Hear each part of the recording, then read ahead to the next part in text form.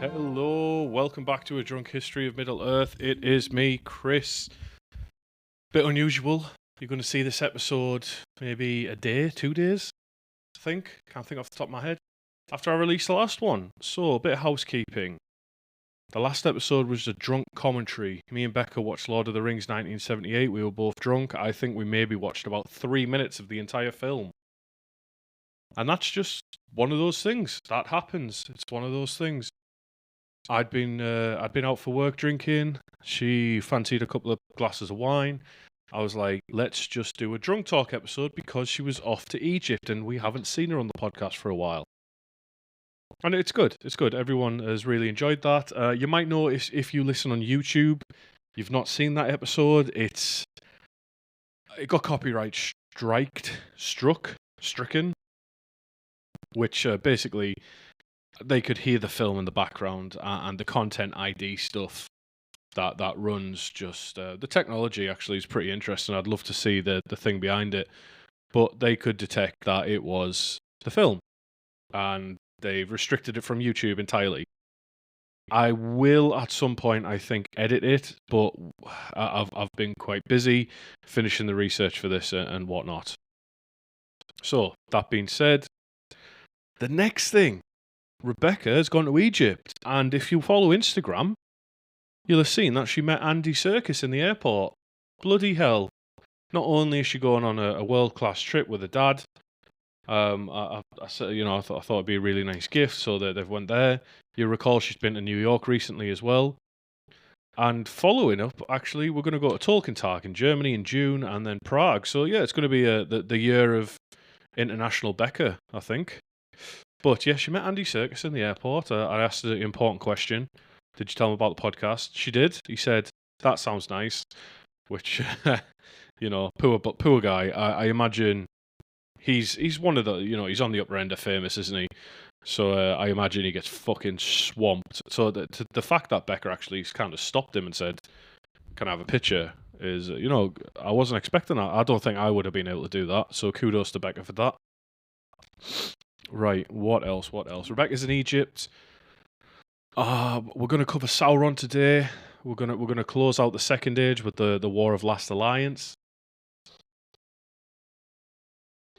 I feel like I've got this funny clicking sound in the back of my throat, and it's really annoying me. So just give me 1 second.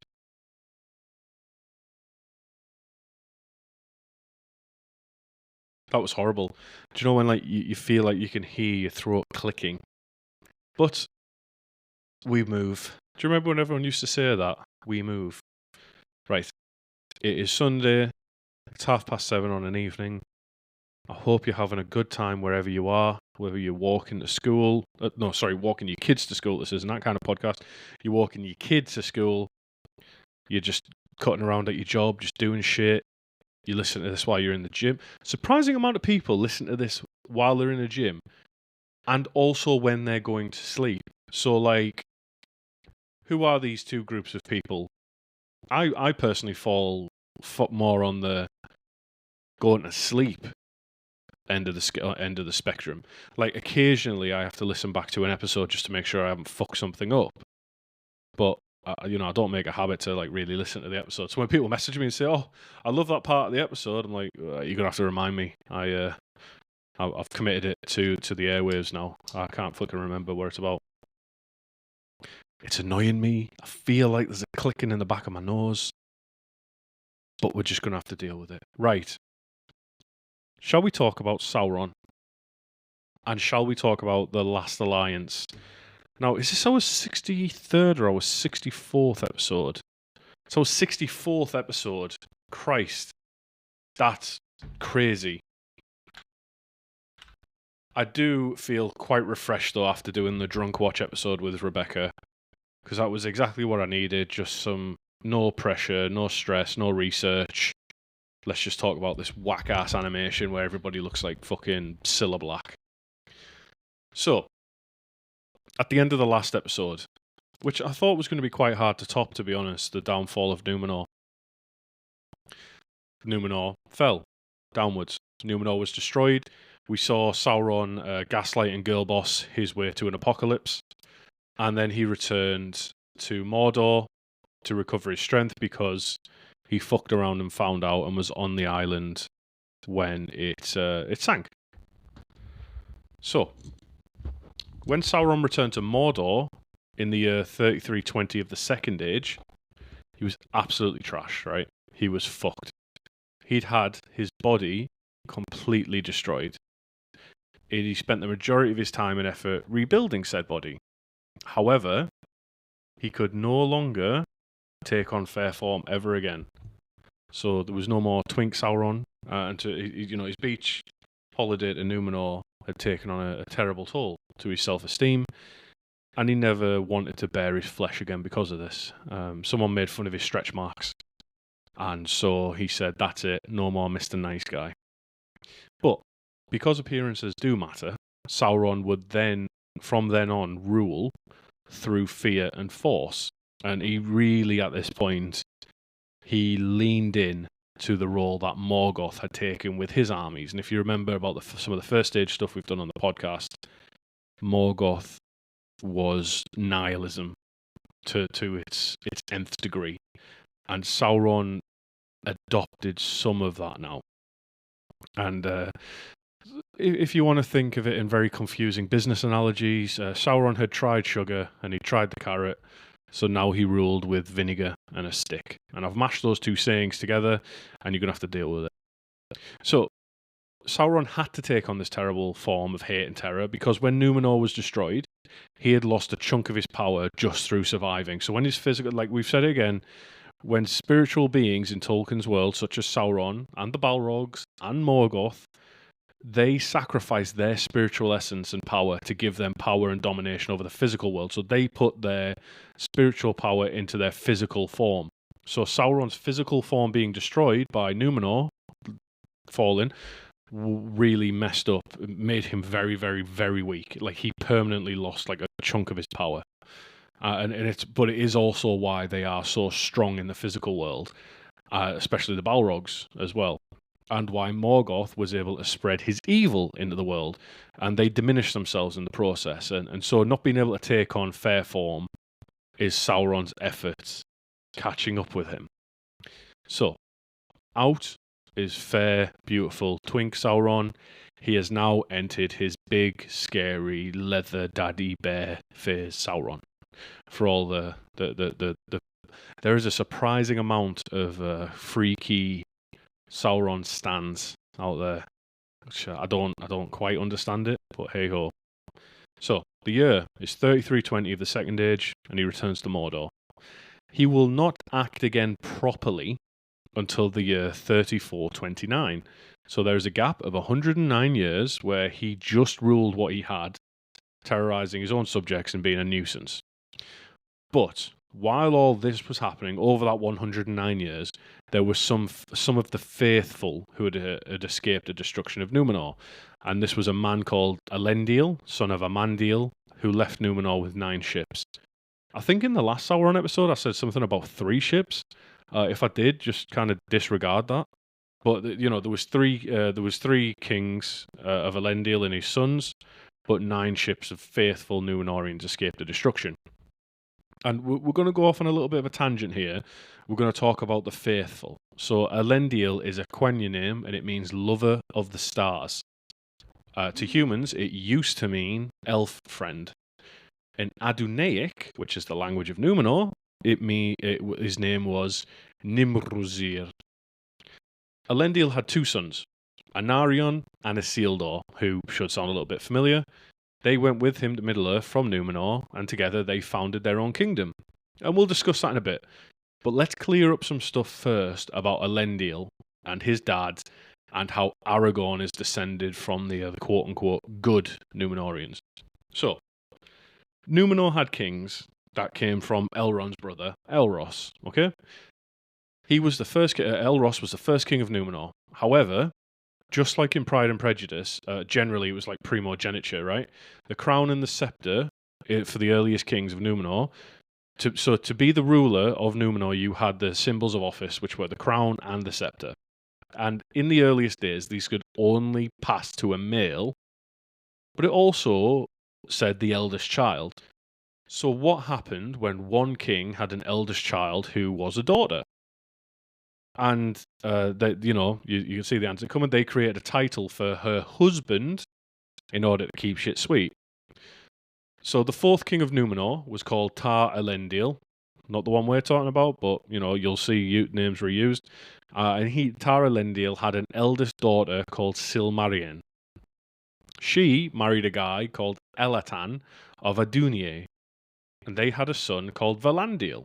And notice again the reuse of names here. I think Isildur's youngest son was called Valandil. It's really fucking fun for me to figure out, by the way, when I'm reading all this. So, Silmarien, Elatan, and Valandil.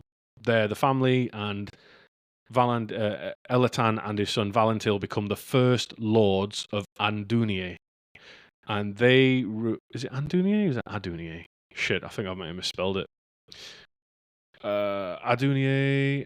Hang on, I need to do some live ones here because I've put an N where it shouldn't have been. It's Andunier, right? I'd missed out an N. Andunier. And they are the first lords of Andunier, and this is they ruled the western shores of Númenor from the city there, which is called Andunier. And typically, the lords of Andunier, it's going to stop sounding like a word in a minute. Traditionally, they're the biggest elf friends because the west of Númenor is where the elves would land on their shores. And during the decline of Númenor, these lords of Andunier is the hereditary title. They would always be the voice of reason, generally fighting the corner of the elves and the Valar. So they'll be the ones who'd be like cautioning against we should keep doing the rituals, we should keep doing the Eru Hantali, like all the celebrations. Like Númenor had 3 main holidays throughout the year to do with saying praise to Eru. And they're the one, it's the Lords of Andunier who would generally be on the side of the elves and the Valar. They would be the quote-unquote good Númenorians. And it's from these people that Elendil, Isildur, and eventually Aragorn would be descended. Unfortunately, by the time that Númenor falls, this office no longer exists.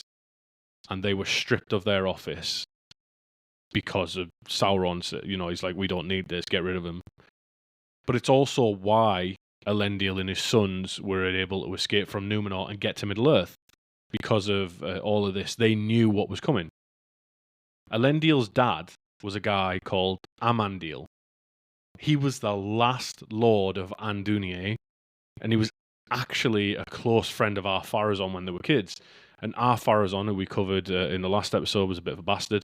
So just to sprinkle a bit more tragedy on that, Ar-Pharazôn stripped the titles from his childhood friend, which had lasted thousands of years before that. So let's go back away from Númenor. Let's pull back from Ar-Pharazôn and Sauron. Let's talk a bit about Amandil. In Quenya, Amandil means lover of Aman, which is fitting, right? He loves the Valar, he loves the elves. He loves Aman. In Adunaic, his name is Afanusir, and there's speculation that his name here also translates to bliss friend, but we don't know much about Adunaic, so I think that is speculation. Now, Amandil goes on a legendary journey of his own, but we don't really hear about too much of it. He sets out with 3 trusty servants on a boat. This is when Ar-Pharazôn is building his great armament, like we covered on the last episode. Amandil sets out to warn the Valar and ask for help from Manwë. And he tells his son Elendil that he needs to prepare to escape when the time comes. And he instructs Elendil because he instructs him to keep ships prepared in a place called Romena, which is on the east coast, which if you were listening a couple of minutes ago, I said the Lords of Andunier traditionally ruled from the west coast. However, when they were stripped of their office and their titles, they were told to move away from the west. They didn't want them being able to communicate with elves, so they went to the complete opposite side of the island, where they were then able to plan to escape to Middle-earth when shit went wrong. And they did. So they lost the titles, they were dismissed from the King's Council, they no longer lived in the West and had to relocate, and in secret, they were then trying to gather all the faithful to them. They knew something was coming. So Amandil sets off in a boat to the east so that he didn't arouse suspicion, and then he secretly circles back west when it's safe to do so. However, he is never, ever, ever heard from again in history. He just sails out of the story. If anyone has read It by Stephen King, he does exactly what the little paper boat does in the first chapter. He just bypasses all the shit that happens and just out the story. But I don't know about you. I can't make my mind up about what I would have wanted to happen with him. So Elendil, who who lives in the sky as a star now, he was the only human to reach Aman and step foot on it successfully, and even he was half elf. But even then, he was totally, he went on the errand of the three kindreds, and even then, he was. Is it the three kindreds, two kindreds, whatever? He's the one who convinces the Valar to fight at the end of the first age to send an army back to Middle Earth from Aman to fight against Morgoth. But even then, his sacrifice is that he is never allowed to step foot on Middle Earth again, and so he lives on a boat in the sky as a star every night, and is able to go back to his wife on Tol Eressëa, I think, every morning. So I don't know. Part of me thinks Amandil was lost at sea, and I quite like this idea that Amandil was the necessary sacrifice needed to ensure that Elendil and the others escaped. And I've got no basis for that. But yeah, that's where Elendil's dad goes, and this is all how Aragorn relates to the kings of Númenor. And he comes from the good side of the family, essentially. I did say that the law of inheritance was it always had to pass to the eldest child, and it had to be a king. And there'll be smart asses amongst you who'll be like, well, actually, Chris, there were 3 queens of Númenor and 4 if you count Tam Miriel at the end. And the answer there, of course, is 1, shut the fuck up. 2, the laws changed. And it's thanks to the laws actually changed because of our contenders for the worst parents in Middle Earth. And this comes again from the tale of Aldarion and Arendis, they take place in about, the middle of Númenor's history. Aldarion has only 1 child because him and his wife really fucking hate each other by the end. His 1 child is a daughter. So he changes the law to keep it in the family. And I really struggled with this idea when I read this. I could not fathom how someone, especially a king or someone in a prominent position of power, was able to just change the law to suit them, despite the fact that the law was there for a reason. I don't know about you, I really struggle to think of really powerful people changing the rules to suit them.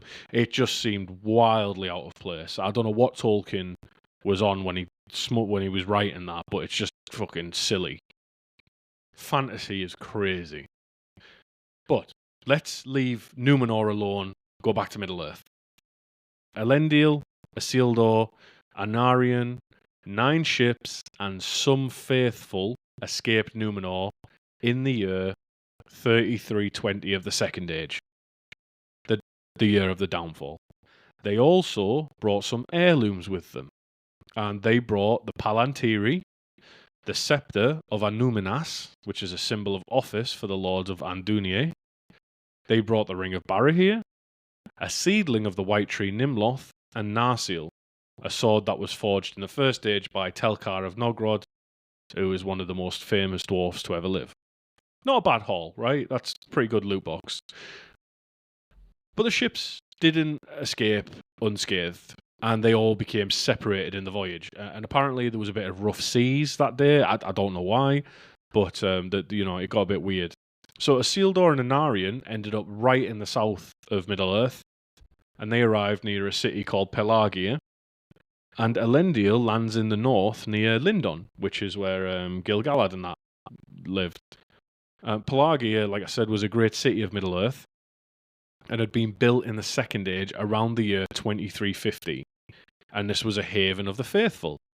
And it was one of the good places for the good Númenóreans to hang out. I'm just going to use good as a misnomer for faithful, because depending on like your views, I mean, in a second, I'm going to say that they were colonizers. So your view of good might differ, but it's just simpler. It would so Pelagia is also a very prominent place in Gondor, and it would have further significance throughout the history of Gondor. But for now, it's just a place near to where the boys land. And super interestingly about Pelagia is that originally it was only a couple of miles away from the shores of the sea, so it was traditionally always thought of as like a seaside city. However, the downfall of Númenor actually changes the oceans quite a lot, given how much mass is being moved around. So the water actually retreats a fuckload. There's a bay called the Bay of Belfalas, and it withdraws. So the land actually changes and the sea moves out. Whereas further up north, around Lindon and stuff like that, the sea actually moves inwards. So depending where you are, you either get more land or you wake up one day with a beachfront property despite the fact you lived in the fucking hills the day before. And because of this, Pelagia was left inland. Tolkien himself once said, in a letter in 1955, he once compared Pelagia to Venice, which I think is a pretty nice visual to have. And allegedly, the name Pelagia is Sindarin for Garth of royal ships. And when I heard Garth, I thought, obviously, Wayne's World. Turns out it's got nothing to do with that. Garth is an old word from Middle English and Old Norse, and it means old yard or garden. So it's like a pretty nice image of it being like a garden for royal ships, which I think is pretty cool.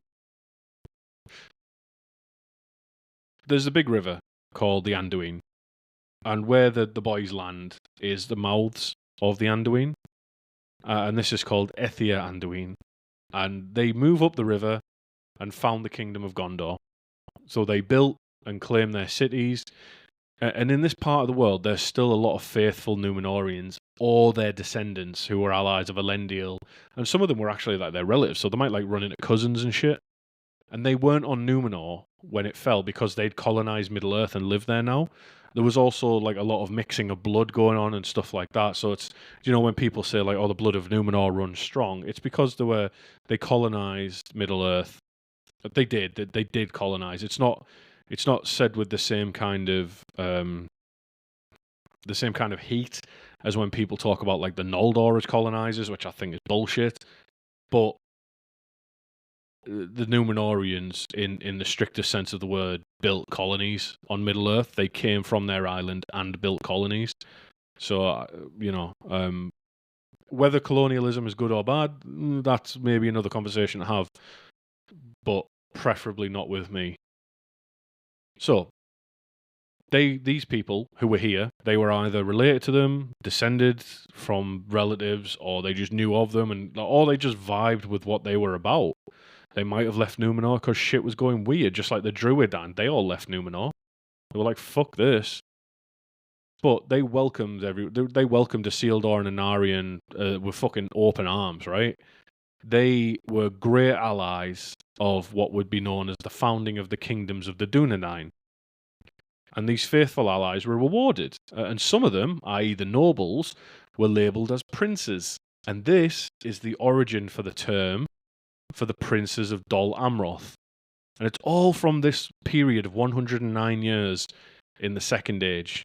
And it's, they were basically smart enough to be allies with the newest, biggest swinging dicks in town.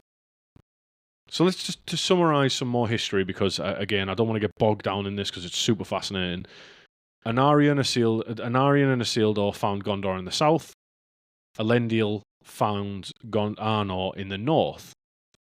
Arnor is, at this point in time, because Elendil finds it and founds the kingdom there, It is the most important kingdom. It is the bigger and the more important of the two. But he rules over it as High King. So Isildur settles a city called Minas Ithil, means Tower of the Moon, in Gondor. Anarion founds the city called Minas Anor, which means Tower of the Sun. But it later changes its name and becomes known as Minas Tirith, which means Tower of the Guard. So Minas Anor, Sun, Ithil, Moon, Tirith, Guard. And in between these two cities, they found Osgiliath, where the brothers rule Gondor jointly. They each have their cities, but they rule from Osgiliath together.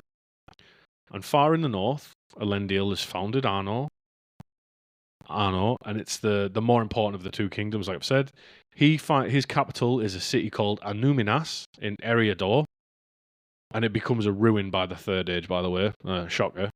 But in all four of these big cities, the towers are built that hold some of the Palantiri, and Elendil is High King over both kingdoms. So we all caught up so far? Good. So 109 years after they arrive and do this, the city's built, the realms are beginning to be ordered, and they're off to a good start. And I'm going to have a sip of peppermint tea. That was lovely. Sauron is going to fucking ruin this. Everyone thought he was dead, by the way. Elendil and all of his sons, yeah, everyone on they were like, okay, he was on Númenor when it sank. There's no way he could have survived, right? Wrong. I'm going to read from Appendix A of Lord of the Rings. Therefore, after a time, he made war upon the exiles before they should take root. Orodruin burst once more into flame and was named anew in Gondor Amon Amarth, Mount Doom. The fire of the volcano is the warning that Sauron wasn't dead. He starts the forge again, and he attacks Minas Ithil.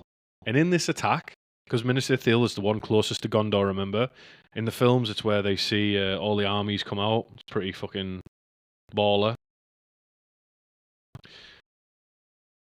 Minas Ithil is taken for the first time. The White Tree is burned, and Isildur escapes along the river Anduin to his father in the north. And Anarion is left to defend Minas Anor and Osgiliath, and he is holding it down in the hood, is how we scholars would say it. JK, not a scholar. You can't call yourself a scholar. Other people have to call you a scholar. Anyway, I'm going to read from the Silmarillion. When therefore Sauron saw his time, he came with great force against the new realm of Gondor, and he took Minas Ithil, and he destroyed the white tree of Isildur that grew there. But Isildur escaped, and taking with him a seedling of the tree, he went with his wife and his sons by ship down the river, and they sailed from the mouths of Anduin, seeking Elendil. Meanwhile, Anarion held Osgiliath against the enemy, and for that time drove him back to the mountains. But Sauron gathered his strength again, and Anarion knew that unless help should come, his kingdom would not long stand. They do not fuck around, by the way. I am pleased to say this. It's time to end this bastard, once and for all. I think, it's not really hinted at anywhere, but I think Gil-galad might have learned from his mistakes during the War of Elves and Sauron. Do you know that point where it was about 90 years where he just kind of let Sauron do whatever because they were too afraid to attack, or they were like, well, we don't know what he's doing. So the last alliance of elves and men is formed in the year 3430 of the Second Age. 1 year after Sauron, the year after Sauron attacks Minas Ithil, and 110 years after the downfall of Númenor. They form the last alliance. Then, the following year, Elendil has gathered his armies, and he meets Gil-galad at Weathertop, where they then begin their march to Rivendell, to Imladris, in the year 3431. And let's, again, I'm going to read from the Silmarillion to show you the seriousness of this situation. Now Elendil and Gil-galad took counsel together, for they perceived that Sauron would grow too strong and would overcome all his enemies one by one if they did not unite against him. Therefore, they made that league, which is called the Last Alliance, and they marched east into Middle-earth, gathering a great host of elves and men, and they halted for a while at Imladris. It is said that the host that was there assembled was fairer and more splendid in arms than that has been seen since in Middle-earth, and none greater has been mustered since the host of the Valar went against Thangorodrim. And then, with a little bit of a more personal touch, I went and dug out Elrond's quote from the Council of Elrond. Thereupon Elrond paused a while and sighed. I remember well the splendour of their banners, he said. It recalled to me the glory of the elder days and the hosts of Beleriand. So many great princes and captains were assembled, and yet not so many, nor so fair, as when Thangorodrim was broken, and the elves deemed that evil was ended forever, and it was not so. And that's Elrond's personal recollection of this event. And it is also said that in the last alliance of men and elves, that Elendil bound them all with an oath and invoked the name of Eru Ilúvatar to witness it. It is also said among Númenorians that only the king could call upon God like this, so Elendil was a real deal. Fun fact, I made a little typo there, and I wrote in the last alliance of me and elves, and I imagine just all these elves there for war, and I'm just kind of sat there in my Erebor jersey with my joggers on, just like, well, I'll give it a go, guys. Let's see, let's see what we can do.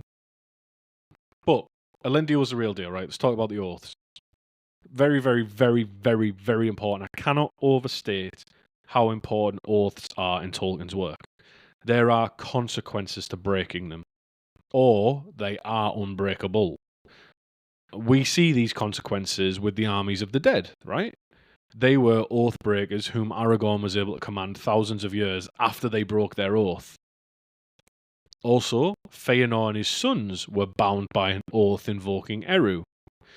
And apparently, elf marriage is said to do the same thing. Point being, it's never done lightly. You never take the Lord's name in vain. Ah, yeah, okay, yeah, it's probably that commandment thing. Can't believe I'm coming to that realization as I say it. Yeah, don't take the Lord's name in vain.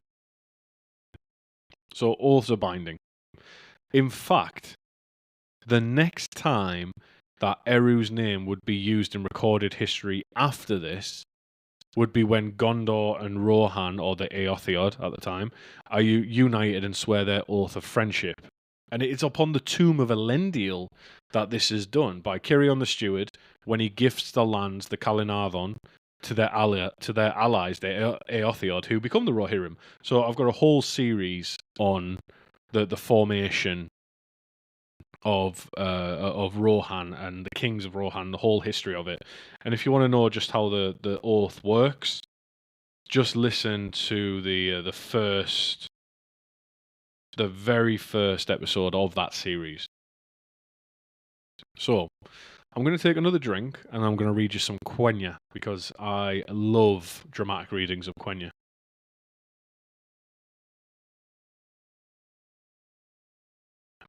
So, there is a transcript of this oath between Cirion the Steward and Eol of the Eotheod. And it invokes Eru, and I want to show you what these oaths sound like. Vanda sina terra termaruva, Elena norio alca enyalien, ar Elendil vorondo voronwe, nai tiruvantes icharar, mahalmasen mi numen, ar I Eru I or Ilye mahalma ea tenioi. And again he said the common speech, this oath shall stand in memory of the glory of the land of the star, and of the faith of Elendil the faithful, in the keeping of those who sit upon the throne of the west, and of the one who is above all thrones forever. So yes, to bind the last alliance with an oath is serious business, and it does show that they really weren't pissing about this time. Good. However, one thing that I don't like here, that slightly annoys me, is it's called the Last Alliance of Elves and Men, but Durin's folk have also joined this alliance. The lack of DEI when it comes to dwarves is bullshit from Tolkien, but whatever. But then again, there's only one line about this, and it's in the fucking Silmarillion. Of the dwarves, few fought upon either side, but the kindred of Durin of Moria fought against Sauron. That's it. That's all we fucking know about it. As soon as Sauron heard of this alliance, he dispatches orcs to the Misty Mountains to ambush the armies as soon as they crossed the mountains. And this is in the year 3434 of the Second Age. So a lot has happened in these 3 years between 3431 and 3434. Elendil gathers his armies amid Gil-galad at Amon Sul, i.e. Weathertop. Together, they march from Ladris, Rivendell. Then they camp at Rivendell for 3 years. Supposedly, they're forging arms and armor before they then cross the Misty Mountains by the Pass of Imladris, as well as the Pass of Caradhras, which is where the Fellowship would fail to pass. Do you know, like when it's really snowy and shit, and that's when they decide to go through Moria.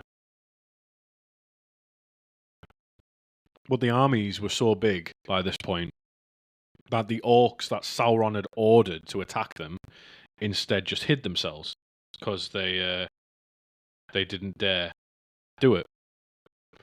And once the armies get to the other side of the Misty Mountains, they are strengthened and joined by more people. So up until now, it's just been Elendil, Gil-galad, Elrond and what have you.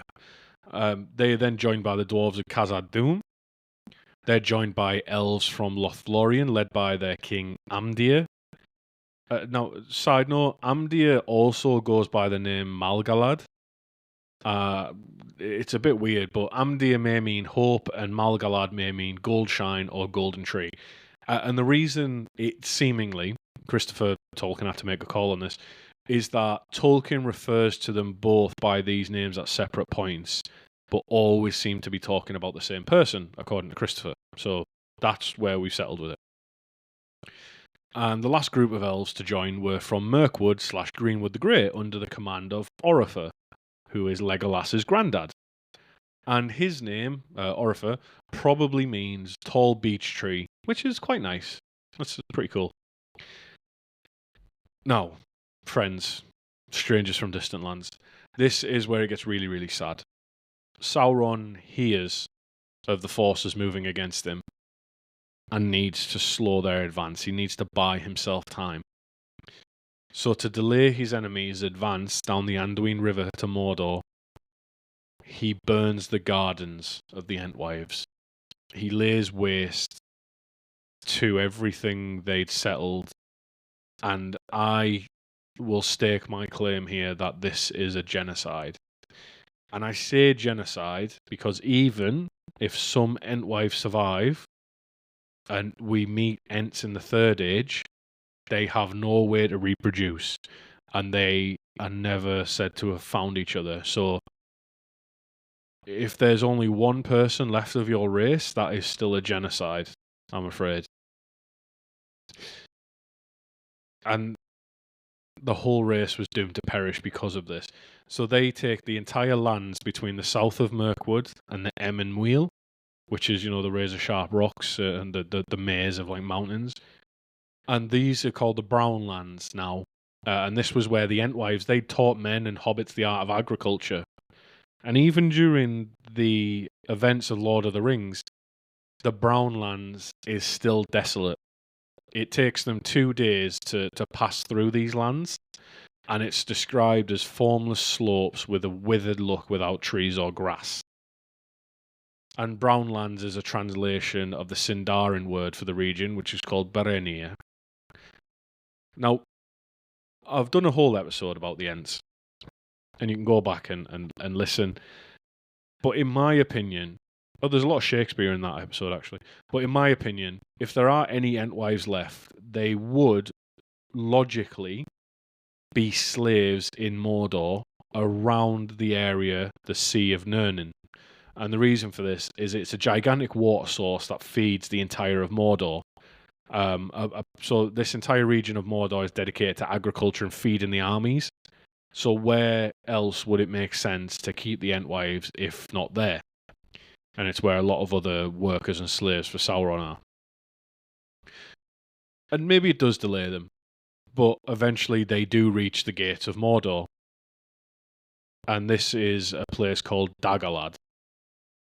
And it is the same place where the final battle in the War of the Ring is carried out as well. And the fighting is fierce here. It's called the Battle of Dagorlad. And it goes on for months and months and months and months and months. The size of the forces at work are beyond belief, because now Anarion's forces have come up from the south, and all the free peoples of Middle-earth are pitched against Sauron. However, it's not a stomp. And in fact, there is a real possibility that things really could have went tits up here. There is a breakdown in military order within the Alliance, and it's due to pride and rivalries and self-esteem and old hurts. The King Orifer was a Sylvan elf, and so was Amdir, or Malgalad. And they do not care to be told what to do by any highfalutin, high Noldor king elf. Now, I won't go too much into it, but suffice it to say that King Gil-galad and Orifer and Amdir are different types of elves. Elves have different types, and some of them have beef in a certain kind of way. And if you recall our Origins of the Elves episodes, it's explained fairly simply, right? The Sylvan Elves, which are the ones from Mirkwood, and the ones from Lothlorien, were resentful of the, oh, look at me, I'm so important, High Elves. The ones who'd originally came from Valinor, or had descended from people who had come from Valinor. And the Sylvan Elves, were either Nandor or Avari, or they might have descended from them, or there might have been a mix of them. And Nandor or Avari elves are the name for the groups of elves that either turned back halfway through the Great Journey or never wanted to go at all. And the Great Journey is when elves first woke up in the world, and the Valar, the Great Spirits, tried to get them right into the west of the world for their own protection. Some of them never went, and the ones that didn't, there's a bit of resentment there, like, don't fucking tell me what to do kind of attitude. I'm a king. Basically, just think of how Thranduil is played in The Hobbit. It's actually pretty close to... it's just he's like that with everybody, including other elves. I think that's a pretty good way to play. Yeah, good job, Lee Pace, or whatever the fuck his name was. So there's a breakdown of military order, right? Orifer and his Sylvan elves and Amdir and his elves attack the armies of Mordor before Gil-galad has given the order, resulting in chaos. And Orifer is killed in the first assault. The first attack, runs in, dies. That's the day that Thranduil becomes king, by the way. Amdir / Malgalad is not so lucky. His troops are instead cut off from the rest of the army and driven away. They then find themselves plunging into possibly the worst terrain an army can fight in. Ask any American who fought in Vietnam about this. And I imagine while the orcs were hunting them down and killing them with napalm, Fortunate Son was playing in the background, because they found themselves in a fucking marsh. And in this marsh, half of Amdir / Malgalad's army died. And the rest, I imagine, were picked off. But this is where we get the name the Dead Marshes from. So when Frodo and Gollum are looking at a spooky elf ghost, there's a good chance it's some cunt from Lothlorien who did not obey the chain of command. They thought they were better than everyone else and perished for it. Now, thousands and thousands and thousands of soldiers died. This battle went on for months. But the marshes expanded over time and swallowed up a lot of the dead who'd been buried. So by the time the Third Age comes around, You might have even seen like a dwarf ghost in there as well. And the Dead Marshes would later go on in the history of Gondor to claim more victims in more battles before the end of the War of the Ring. But that's not for now. So eventually, this battle is decided when Gil-galad and Elendil gain the upper hand and push the armies back towards the Black Gates. They are then able to push through the gates, through Cirith Gorgor, where the Black Gates are, and they enter Mordor properly. And it sounds pretty successful, because the Silmarillion describes it as, the host of Gil-galad and Elendil had the victory, for the might of the elves was still great in those days, and the Númenorians were strong and tall and terrible in their wrath. Against Aeglos, the spear of Gil-galad, none could stand, and the sword of Elendil filled orcs and men with fear, for it shone with the light of the sun and the moon, and it was named Narsil. So now begins the next stage of the battle. It's the Siege of Barad-dûr, and it lasts for 7 years, and it is 7 years of hell. Sauron fights back bitterly through all this. There are defences. Barad-dûr is a fortress. The Alliance make their camp on the plateau of Gorgoroth, and they try to outlast Sauron. The thing about sieges is that you tend to try and starve people out. And it turns out that Sauron has a fuck ton of supplies in his mile-high tower. Who'd have thunk? Mile-high city tower.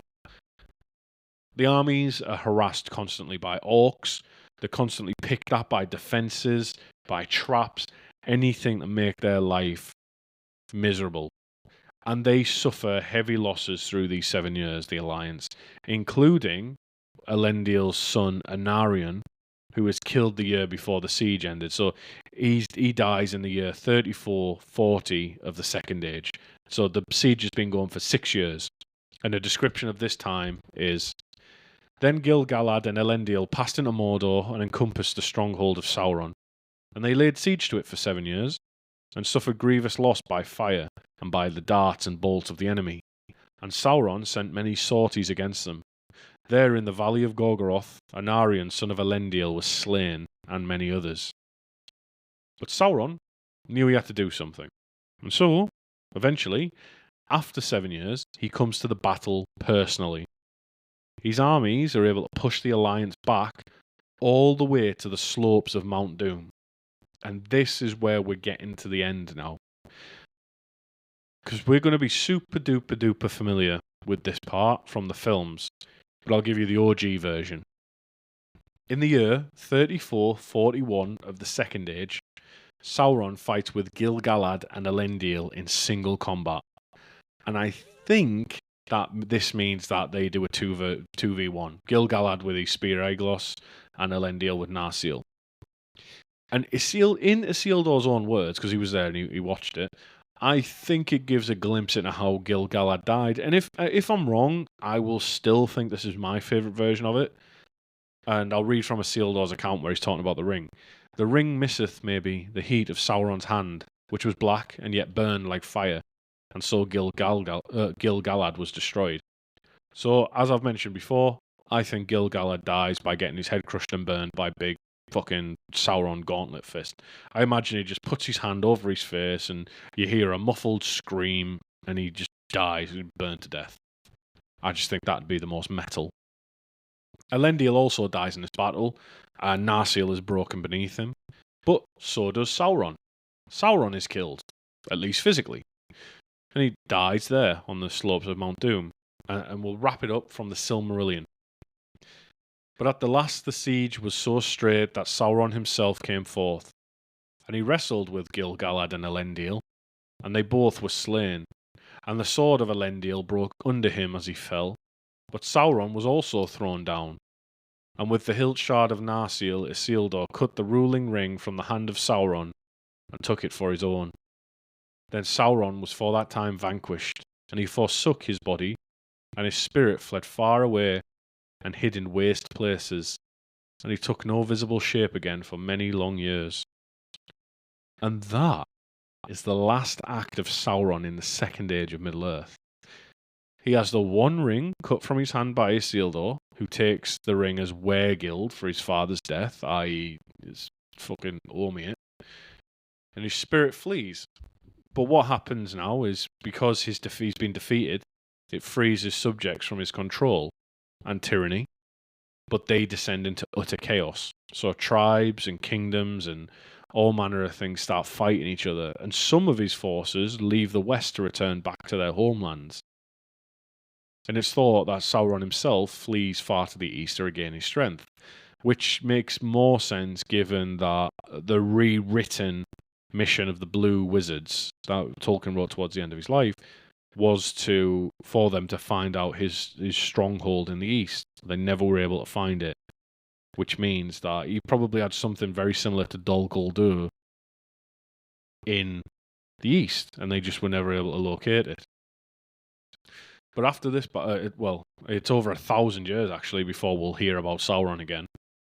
And then after this battle, that the last alliance is dissolved, which fulfilled its purpose, they fulfilled their oath, so they can go their own way. I'm trying not to sing the song. It's the end of the Second Age, and it's the dawn of the Third. And that's it for over 1,000 years. But even when we start to hear about him, it's going to be thousands of years before the One Ring's a problem anymore. Kingdoms rise and fall and rise again. We've covered a fraction of some of the things that's happened in the Third Age. But the next time we talk, it'll be about some stirrings, about some unusual goings-on in the Forest of Mirkwood, where Thranduil is now king. Apparently there is an old ruin, an abandoned place that feels wrong and evil, and there are reports, after a while, of something inhabiting the place. Something that's got a fixation on small articles of jewellery.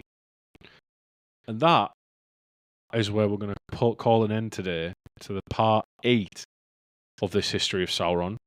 And the next time we pick up with him, it'll be around the year 1050 of the Third Age. But I suppose we'll get there when we get there. So, thank you for listening. I hope you enjoy this one. I hope you have a wonderful day wherever you are. And I will catch you on the next one. Bye.